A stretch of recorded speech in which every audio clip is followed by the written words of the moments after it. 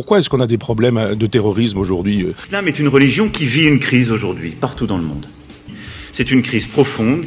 Les musulmans sont pas des imbéciles non plus. C'est-à-dire, on leur mène une guerre chez eux, en Afghanistan, par exemple, ou au Mali, on leur rend la vie impossible, on s'en va les massacrer, on les tue par dizaines ou par centaines, et en même temps, on voudrait que ces gens-là soient gentils, etc. Ils sont pas gentils, mais ils ont raison. Des fondamentalismes, des projets justement religieux et politiques qui, on le voit dans toutes les régions du monde, conduisent à un durcissement très fort.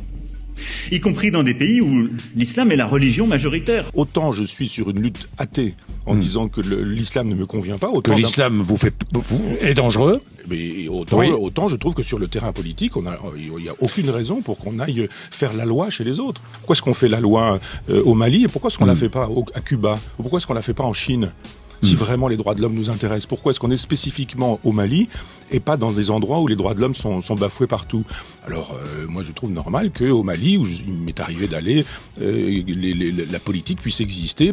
Une politique parce que nous défendons d'autres valeurs que les valeurs défendues par les djihadistes du Sahara. Oui, mais ils sont chez eux. Et on va pas faire la loi chez les musulmans, enfin dans les pays musulmans, que les musulmans fassent leur loi.